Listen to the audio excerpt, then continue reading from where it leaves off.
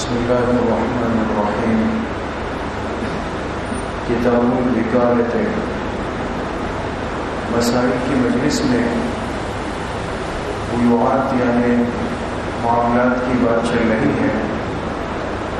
ہماری جو معاملات کی زندگی ہے اس کا تعلق خرید و فروخت سے، تجارت سے، لین دین سے، ملازمت سے، یہ سارا جو معاش کا ہمارا نظام ہے یہ معاملات کہلاتا ہے۔ آج جو مسئلہ ہے یہ وکالت کا ہے۔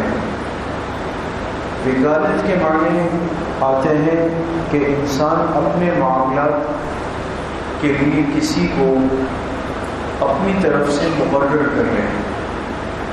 لیکن ایک شکل یہ ہے کہ ایک انسان اپنا کوئی بھی کام، چاہے وہ خریداری ہے، کوئی چیز بیچنا ہے، کوئی چیز دیکھنی ہے، کوئی رشتہ دیکھنا ہے، رشتہ کروانا ہے، یہ ساری چیزیں ہماری زندگی کی روزمرہ کی ہیں۔ عام طور پہ یہ کام انسان خود کرتا ہے اور کوشش بھی یہی ہوتی ہے کہ بھئی اپنے لیے کوئی نقصان نہ کر لے۔ لیکن اگر ایک آدمی مصروف ہے یا جس کی ذمہ داریاں زیادہ ہے یا جس کو اللہ پاک نے وسعت دی ہے تو وہ یہ شکل اختیار کر سکتا ہے کہ اپنی طرف سے کسی کو اپنا وکیل اور نمائندہ بنا لے۔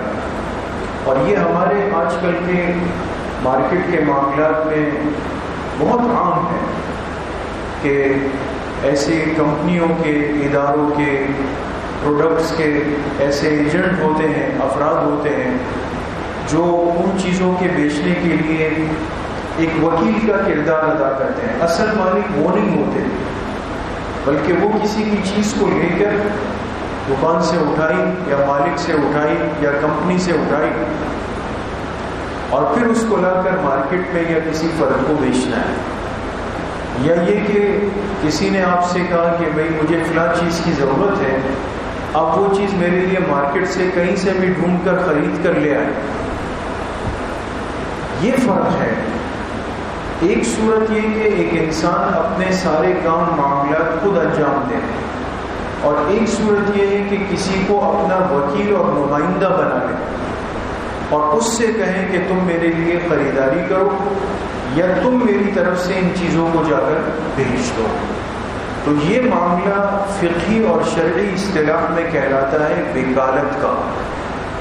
وکالت کا ایک وکیل تو ہمارے ہاں جو رائج ہے کہ جو عدالت میں کیس لڑتا ہے، یہاں وہ مراد نہیں ہے، اس کی بات نہیں ہو رہی، بلکہ یہاں وکیل سے مراد وہ آدمی ہے جو آپ کے خرید و فروخت اور تجارتی معاملات کے لیے آپ کا نائب بن کر کام کرے۔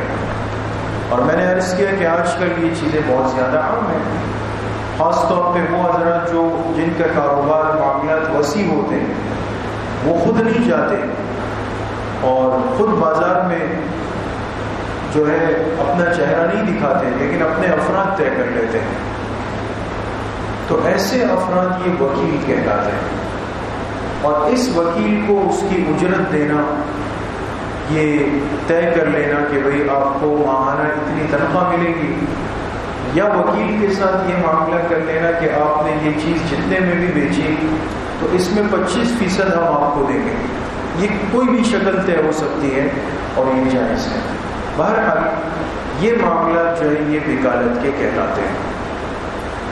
لیکن اب یہ جو آدمی وکیل بن جاتا ہے دوسرے کی طرف سے خرید و فروخت کے لیے، تو اس میں چند باتوں کا دھیان رکھنا اور لحاظ رکھنا یہ بہت ضروری ہوتا ہے۔ اسی سے متعلق کچھ مسائل ہیں آج کی مجلس میں۔ ایک مسئلہ یہ ہے کہ اگر کسی نے دوسرے کو اپنا وکیل بنایا اور اس سے کوئی چیز منگائی کہ بھئی آپ بازار سے میرے لیے 10 کلو گوشت خرید کر آ جائیں، مثال کے طور پر، یا آپ جائیں اور بازار سے میرے لیے فلاں ماڈل کا موبائل خرید کر کے آپ لے آئیں، یہ ان سے کہہ دیا وکیل کو، اور وکیل نے جا کر وہ معاملہ کیا تو، لیکن اس نے وہ معاملہ کیا ادھار پہ۔ مسئلے کو سمجھیں، اس آدمی نے کہا کہ بھئی 10 کلو گوشت خرید لینا اور 10 کلو کے لیے 1200 روپے اپنے پاس رکھ لو۔ لیکن وکیل جب بازار گیا اس نے گوشت تو خرید لیا 10 کلو، لیکن دکاندار سے کہا کہ یار اس کو کاپی میں لکھ لو اور میں فلاں صاحب کی طرف سے آیا ہوں، ان کا ملازم وکیل ہوں، لہذا یہ حساب ہم بعد میں کر لیں گے۔ دیکھیں اب آپ یہ بتائیں کہ یہ جو وکیل اور ملازم ہے یہ معاملہ ادھار پہ کر رہا ہے اور یہ بات اصل مالک کے علم میں ہے نہیں، اس نے تو اس کو رقم دے دی، اس کو کہا کہ بھی جا کے نقد پہ معاملہ کرو۔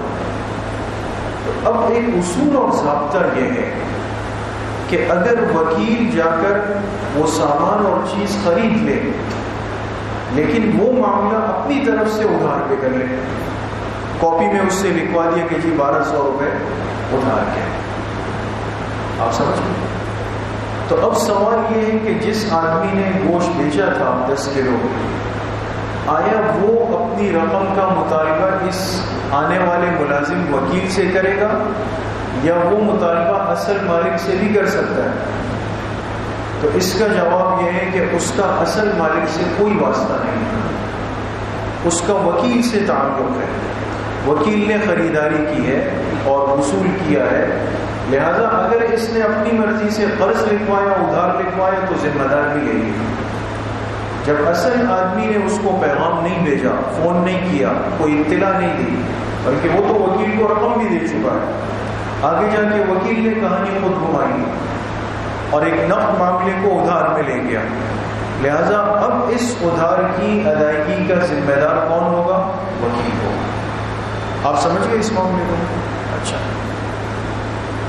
اسی طریقے سے اس کے الٹ صورت لے، الٹ صورت یہ ہے کہ ایک آدمی نے اپنی گاڑی اپنے وکیل کو دی، موٹر سائیکل دی یا گاڑی دی، اور وکیل سے کہا کہ یہ جا کر بازار میں کوشش کرو کہ 7 لاکھ میں یہ گاڑی بک جائے، 6 لاکھ میں 7 لاکھ میں بک جائے، اور اتنے ریٹ اگر مل جائے تو بس بیچ دینا، روکنا نہیں، اور رقم لے کے آ جائے۔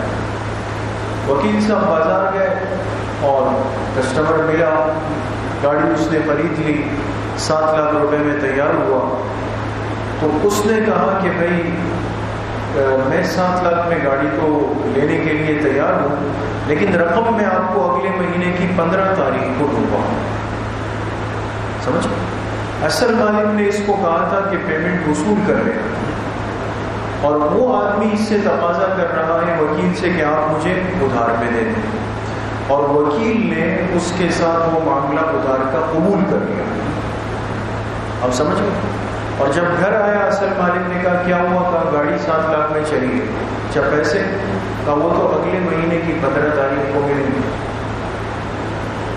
وکیل نے کہا کہ 15 تاریخ کو ملیں گے۔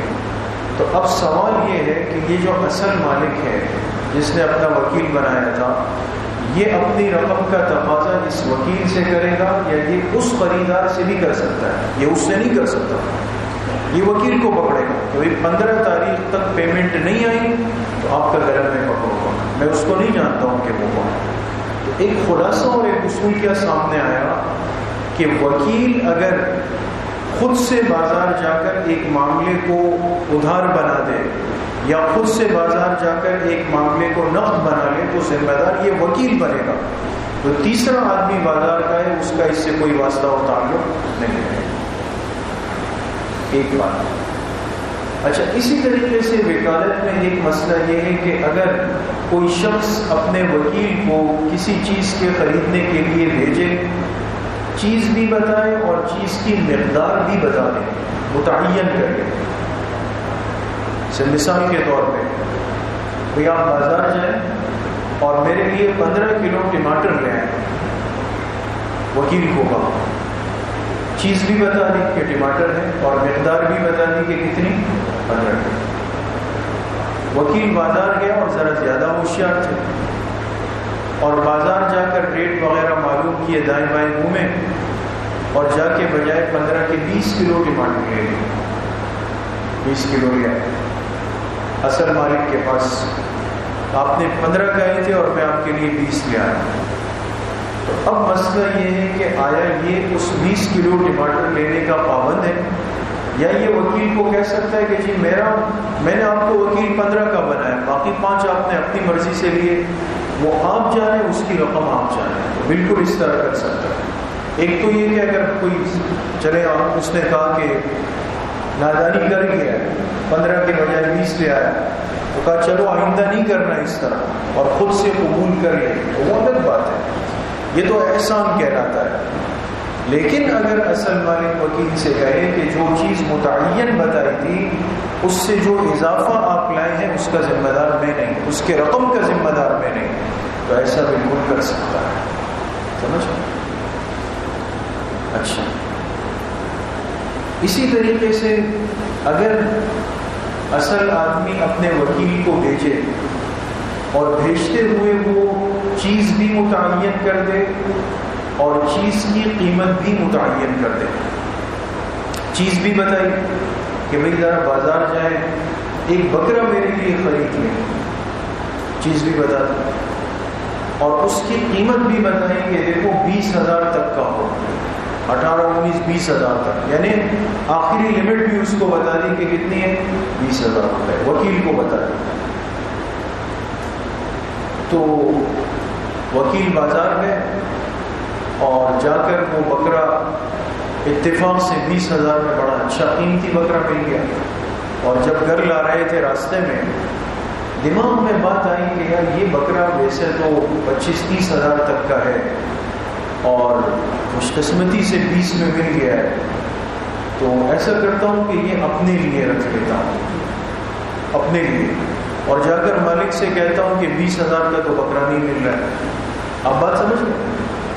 مالک نے چیز بھی بتائی، قیمت کی حد بھی بتائی، ملازم کو، وکیل کو وہ چیز اس حد میں مل بھی گئی، خریدتے ہوئے اسی نیت سے خریدی، راستے میں شیطان نے دماغ گھمایا۔ تو اب سوال یہ ہے کہ اگر ایک انسان، ایک وکیل اپنے مالک کے لیے جو چیز خرید لے ایک دفعہ اس کی نیت سے، اور پھر راستے میں نیت بدل لے کہ یہ چیز میری ہو جائے، تو آیا وکیل اس نیت کو تبدیل کر سکتا ہے؟ نہیں کر سکتا ہے، قطعاً نہیں کر سکتا ہے، بلکہ اس کو وہ چیز اس کے مالک تک اسی رقم کے مطابق پہنچانا ضروری ہے۔ آج کل جو ہمارے اس طرح کے معاملات مارکیٹوں میں چلتے ہیں، اس میں یہ چیزیں عام ہیں، ساتھی پوچھتے ہیں کہ مختلف ادارے اپنے افراد کو بھیجتے ہیں، آپ میرے لیے یہ سامان لے لیں، وہ لے لیں، وہ لے لیں، وہ لے لیں، اور بعض دفعہ وہ چیزیں وہ خرید لیتے ہیں اور اچھی رقم میں، بعض دفعہ اچھے ریٹ میں مل جاتے ہیں، تو دماغ میں آ جاتا ہے کہ یار اس نے تو مجھے اجازت دی تھی اور اس نے تو اس سے بھی سستے میں مل گیا، لہٰذا اب جا کے اس سے کچھ وصول کر لیتا ہوں، تو یہ درست نہیں۔ جو چیز انسان ایک دفعہ متعین رقم پر خرید لے تو وہ اس کے مالک کو ہی دینا ضروری ہے۔ سمجھ میں آ؟ ہاں، البتہ اگر یہ بازار گیا اور وہاں جا کر دیکھا اور ایک 25,000 والا بکرا لے لیا، 25,000 والا، اور اللہ کے مالک سے کہا کہ 20,000 میں تو نہیں مل رہا، یہ 25,000 والا بکرا ملا ہے، تو اگر آپ لینا چاہیں تو آپ لے لیں ورنہ میں خرید لیتا ہوں، تو اب مالک کو اختیار ہے کہ اس کی رقم سے اوپر کی چیز ہے، اگر وہ اسی رقم میں قبول کر لے تو بھی ٹھیک، اور اگر وہ وکیل سے کہہ نہیں بھائی مجھے تو 20 سے اوپر کی رینج نہیں ہے یا آپ قبول کریں تو پھر وہ لے سکتا ہے اس کو۔ اچھا، اسی طریقے سے ایک شکل یہ کہ یہاں تو دیکھیں قیمت متعین تھی، ایک شکل کبھی کبھی یہ ہوتی ہے کہ ایک آدمی اپنے ملازم کو چیز تو بتائے لیکن قیمت یا قیمت کی کوئی لمٹ نہ بتائے، بھئی جا کر کوئی اچھا سا بکرا مناسب قیمت پر جو آپ کو ملے وہ آپ خرید لیجئے گا میرے لیے، کوئی حد نہیں بتائی کہ 15 ہے، 20 ہے یا 25 ہے، یہ نہیں کہا اس کو۔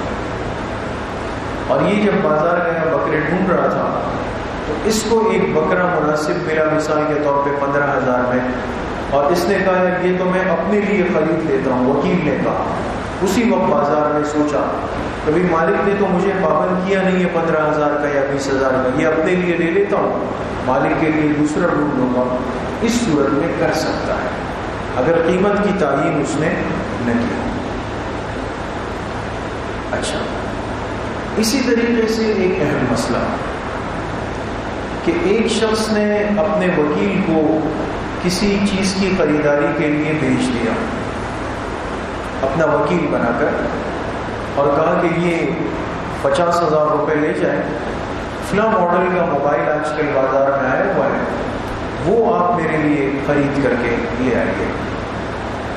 وہ گئے بازار اور وہ موبائل خرید لیا، پیک کر لیا، تھیلی میں اٹھا لیا، وکیل آ رہے ہیں موبائل لے کر راستے میں۔ اب غور کیجیے گا دوستوں، اور راستے میں آتے ہوئے خدا نخواستہ شدید بارش جیسے کراچی میں چل رہی ہے، اس کی موٹر سائیکل پھسل گئی اور موبائل کی تھیلی جو ہے وہ پانی میں چلی گئی، سمندر برد ہو غائب ہو گیا۔ اس نے بہت ڈھونڈا، بہت کوشش کی، لیکن نہیں۔ ایک حادثاتی طور پہ ایک معاملہ ہوا، اس کے اختیار میں نہیں تھا۔ اب میں آپ حضرات سے پوچھنا چاہوں گا کہ آپ کے ذہن میں سابقہ مسائل کتنے تازہ ہیں، مجھے اندازہ ہوگا۔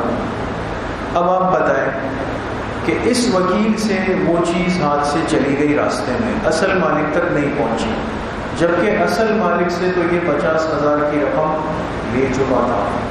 گھر آیا، موبائل کا سیٹ تھا، وہ موبائل کو راستے میں بائک پھسل گئی، وہ تو نالی کے پانی کے ساتھ چلا گیا۔ اس نے کہا میرے پیسے دیں، مجھے تو چیز نہیں ملی۔ تو اب بتائیں کہ یہ مالک اپنے وکیل سے اس موبائل کی رقم 50,000 کا مطالبہ کر سکتا ہے؟ جی کر سکتا ہے؟ پہلے طے کر لیں بھائی، جو ساتھی کہتے ہیں کر سکتا ہے وہ ہاتھ اٹھا لیں، اور جو کہتے ہیں نہیں کر سکتا وہ ہاتھ اٹھا لیں۔ ماشاء اللہ، زندہ ہے۔ نہیں کر سکتا ہے، شاید پچھلا مسئلہ ذہن سے مستحضر نہیں ہو۔ ایک بات عرض ہوئی تھی، اس میں یہ انشاءاللہ آپ کے ذہن میں تازہ رہے گا کہ اگر کوئی چیز کسی کے پاس امانت ہو، امانت کی حیثیت میں آ جائے، اور جس کے پاس امانت رکھوائی ہو اس نے اس کی اپنی طرف سے پوری حفاظت کی، اور پھر وہ امانت والی چیز ضائع ہو جائے تو اس سے اس امانت کا مطالبہ نہیں ہو سکتا۔ آپ یہ سمجھ لیں کہ وکیل جب وہ چیز خرید کے لا رہا تھا تو وہ گویا اپنے مالک کا کیا تھا؟ امانت دار تھا، اور یہ تو بحفاظت تھیلی میں باندھ کے اور ہر چیز احتیاط سے آ رہا تھا۔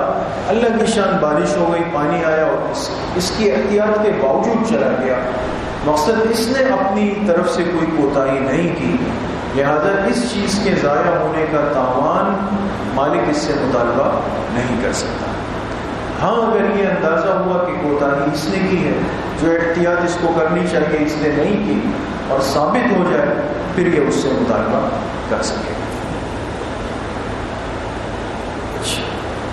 اسی طریقے سے اگر ایک شخص اپنے وکیل کو کسی چیز کے خریدنے کے لیے بھیجے اور اس چیز کا معیار یا اس کا نام متعین کر دے اور وہ اس کے برعکس لے آئے، جیسے مثال کے طور پہ ایک آسان سی مثال، کبھی جاؤ 5 کلو بکرے کا گوشت لے آؤ، اور یہ وکیل گیا اور جا کے 1-2 دکانوں میں دیکھا، سست آدمی تھا، جا کے بجائے 5 کلو بکرے کے گوشت کے 5 کلو گائے کا گوشت لے آیا۔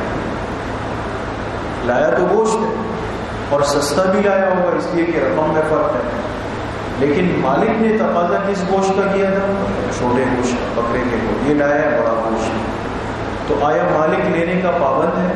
نہیں، یہ غلط لے آیا ہے، لہذا وہ اگر احساناً قبول کر لے تو الگ بات ہے، لیکن اگر وہ کہے بھائی آپ یہ خود گھر لے جائیں، میرے پیسے واپس کریں، یا اسی طرح اس کو ایک سبزی کہی وہ دوسری لے آیا، تب بھی یہی صورت ہوگی، یہی معاملہ۔ اچھا، اسی طریقے سے ایک اہم مسئلہ، خاص طور پہ ہمارے شہر میں کراچی میں جیسے معاملات زمینوں کے، گھروں کے، پراپرٹی کے ہوتے ہیں، اور آپ جانتے ہیں کہ ماشاءاللہ اب تو بات کروڑوں سے کم میں نہیں ہے۔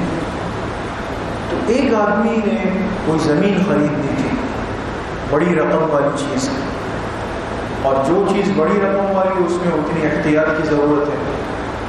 2 آدمیوں کو بلایا، بھئی آپ بھی آئیں، آپ بھی آئیں۔ 2 آدمی آ گئے، فلاں جگہ پر فلاں سیکٹر میں فلاں نمبر کی زمین ہے، اس کی مالیت 2 کروڑ بتا رہے ہیں، میں خریدنا چاہتا ہوں، دلچسپی رکھتا ہوں، لیکن آپ دونوں جا کر پہلے تسلی کر لیں، اطمینان کر لیں، جگہ دیکھ لیں، اور ڈاکیومنٹس چیک کر لیں، کاغذات دیکھ لیں، اطراف میں ماحول دیکھ لیں، پھر اصل مالک سے بات کر لیں اور کوشش کریں اس کو ذرا نیچے لے آئیں، تو کچھ ٹوٹ جائے گا، جیسے ہوتا ہے ایک معاملہ، 2 آدمیوں کو بلایا. اب دیکھیں ایک آدمی ایک کام کے لیے 2 کو وکیل کیوں بنا رہا ہے؟ 2 کو وکیل کیوں بنا رہا ہے؟ اس لیے کہ یہ کام احتیاط کا متقاضی ہے، ورنہ تو ایک کو بناتا اور ایک کے پیسے دینے تھے. اس کو 2 کو بنانے کا مطلب یہ ہے کہ یہ اس معاملے کو پورے احتیاط سے کرنا چاہتا ہے.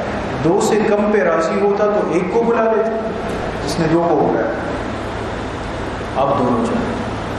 جب جانے کا وقت آیا تو ایک آئے اور ایک لیٹ ہو گئے. اس نے فون پہ کہا کہ میں تو پھنس گیا ہوں، ٹریفک میں نہیں آ سکوں گا، یا گھر مہمان آ گئے. آپ جا کے دیکھ لیں ذرا، بات بنائیں کیا ہوتا ہے، پھر مجھے بھی بتائیں. اب 2 میں سے ایک گیا اور ایک نے جا کے جگہ دیکھی، پسند آئی، پڑوس دیکھا، ماحول دیکھا، کاغذات دیکھے، سب سمجھ میں آ گیا. پھر اصل مالک سے ملاقات کی، 2 کروڑ میں باہر نیچے آ جائیں. ہوتے ہوتے بھائی 1 کروڑ 80 لاکھ میں بات ہو گئی. ٹھیک ہے، ساری چیزیں اپنی جگہ پہ صحیح جا رہی ہے. کوتاہی کہاں رہ گئی ہے دوستوں؟ کمی کہاں رہ گئی؟ ایک وکیل گیا ہے، ایک نہیں گیا نا. حالانکہ اس ایک نے بھی اپنا کمال دکھایا، سب کچھ کیا، اور اصل مالک سے آ کے کہا کہ جی وہ مبارک ہو، 20 لاکھ روپے اس کے توڑ دیے میں نے، اور سب چیزیں ڈاکیومنٹس کلیئر ہیں اور یہ آپ کی زمین ہے. اس نے پوچھا آپ دوسرے؟ تو کہا دوسرے تو بس گئے تھے ٹریفک میں، نہیں ہے. اس نے کہا مجھے نہیں لیں گے، مجھے نہیں لیں گے. میں نے آپ دونوں کو متعین کیوں کیا؟ اگر صرف ایک سے بات بنتی تو ایک سے بات کرتا. آپ اکیلے نے جا کر دیکھا ہے، سارے معاملات طے کیے ہیں اور آپ مطمئن بھی ہیں، لیکن میں اس وقت تک مطمئن نہیں ہو سکتا جب تک دونوں نہیں ہوں. مجھے نہیں لیں، انکار کر دے. تو سوال یہ ہے کہ آیا یہ اصل مالک اس بنیاد پر انکار کر سکتا ہے کہ بھئی آپ دونوں نہیں تھے؟ بالکل کر سکتا ہے. لہٰذا وہ کر سکتا ہے. لہٰذا وہ اگر ریجیکٹ کر دے تو بھی صحیح، یا وہ یہ کہے کہ نہیں اب دوسرے کو آنے دیں، اس کو ساتھ لے جائیں، اس کو بھی دکھائیں، اطمینان ہو، تو تب میں پھر قبول کروں گا. تو یہ مطالبہ بھی کر سکتا ہے. سمجھ میں؟ اچھا، اسی طریقے سے ایک مسئلہ یہ ہے کہ ایک آدمی نے کسی کو اپنا وکیل بنایا کہ بھئی آپ جائیں اور میرے لیے آپ یہ فلاں موبائل یا فلاں گاڑی آپ میرے لیے خرید لیں. اپنا وکیل بنایا. وکیل صاحب بھی ماشاءاللہ بڑے آدمی تھے، انہوں نے کسی اور سے کہا کہ آپ میرے لیے ایک ایسی گاڑی دیکھ لیں. میرا مقصد کیا ہوا کہ اصل مالک نے جس کو وکیل بنایا کہ آپ گاڑی دیکھ لیں، اس وکیل نے آگے اپنا ایک وکیل بنا لیا کہ بھئی آپ مارکیٹ میں جا کے ذرا گاڑیاں دیکھ لیں اور آپ مجھے بتائیں. اور ایسا ہوتا ہے، ایک چیز تو عام ہے کہ ایک مارکیٹ میں گاڑیوں کی مارکیٹ میں 10 بروکر گھوم رہے، پراپرٹی میں 10 بروکر گھوم رہے، ایک دوسرے سے کہتا ہے، وہ اس سے کہتا ہے. یہ مسئلہ نہیں ہے. اس دوسرے نے جا کے گاڑی پسند کی، اس نے پہلے کو بتائی، پہلے نے دیکھ کر اطمینان کر کے آ کے اصل مالک کو بتائی. حصہ بالکل صاف ہے، اس میں تو کوئی اشکال نہیں. مسئلہ یہ نہیں، مسئلہ یہ ہے کہ اس نے پہلے کو وکیل بنایا اور وکیل نے جا کے دوسرے کو وکیل بنا لیا، اور دوسرا وکیل گاڑی پسند کر کے معاملات کر کے پہلے وکیل کو بائی پاس کر کے اصل مالک کے پاس آ رہا ہے، اس کو چھوڑ کر. تو سوال یہ ہے کہ یہ دوسرا والا وکیل اصل مالک سے معاملات کر سکتا ہے؟ یہ نہیں کر سکتا، اس لیے کہ اصل مالک نے تو اس کو بنایا ہی نہیں تھا، اس کو جانتا ہی نہیں ہے. لہذا اس کا معاملہ تو وکیل اول کے ساتھ چلے گا، اسی کے ساتھ رہے گا، وہ جب تک نہیں آئے گا معاملہ حل نہیں ہوگا. آخری مسئلہ یہ ہے کہ یہ تو دنیا ہے، انسان سے اونچ نیچ ہوتی ہے، غلطی ہوتی ہے، مزاج میں فرق آتا ہے. ایک آدمی نے کسی کو اپنا وکیل بنایا ہوا تھا معاملات کے لیے کہ آپ میرے لیے خرید و فروخت کرتے رہیں، چیزیں دیکھتے رہیں. پھر کسی وجہ سے کوئی ناراضگی ہوئی یا اطلاع آئی، کوئی شکایت پہنچی تو بھئی یہ آدمی تھوڑا گڑبڑ کرتا ہے. تو اس مالک نے کہا کہ میں اپنے وکیل کو اپنی وکالت سے برطرف کرتا ہوں، آج کی تاریخ سے یہ میرا وکیل نہیں ہے. اور یہ کہہ کر اس نے گویا ایک سرکولر جاری کیا، ایک وائس میسج جاری کر دیا اور اس کو لیٹر بھیج دیا کہ بھئی آج کے بعد سے آپ میرے وکیل نہیں ہیں. اچھا، یہ بات کہنے سے پہلے وہ اس کو کوئی کام دے چکا تھا، جیسے اس کو کہا تھا کہ آپ میرے لیے کوئی گاڑی دیکھ لیں، اور ابھی تک وہ گاڑی تلاش ہی کر رہا تھا کہ اس نے سرکولر دے دیا کہ میں آج سے آپ میرے وکیل نہیں ہیں۔ تو سوال یہ ہے کہ اس سرکولر ملنے سے پہلے جس گاڑی کا کہا تھا، آیا اب وکیل اس کو لینے کا یا ڈھونڈنے کا پابند ہے؟ نہیں۔ سرکولر کے بعد ساری چیزیں اب ختم ہو گئی، یا اس کے باوجود اگر وکیل نے پھر بھی کوئی چیز خریدی اور کہا کہ جی وہ تو پہلے کی بات تھی اور یہ تو اب ایسا ہوا، تو موکل جو اصل مالک ہے وہ اس کے خریدنے کا پابند نہیں ہوگا۔ لیکن یہ شرط فقہاء نے ضرور لکھی ہے کہ اصل مالک وکیل کو بروقت اطلاع دے دے۔ ہاں اگر اس کو بیچارے کو پتہ ہی نہیں چلا اور پیچھے اس نے زبانی یا اپنے ساتھیوں کی مجلس میں بات کی اور وکیل صاحب کو پتہ نہیں تھا اور اس نے وہ چیز خرید لی، تو اس صورت میں پھر اصل مالک کے لیے اس کا خریدنا لازم ہوگا۔ تو بہرحال یہ وکالت سے متعلق ضروری مسائل تھے۔ اللہ مجھے بھی آپ سب کو صحیح عمل کی توفیق نصیب فرمائے۔ الحمد للہ رب العالمین والصلاة والسلام علی سید الانبیاء والمرسلین۔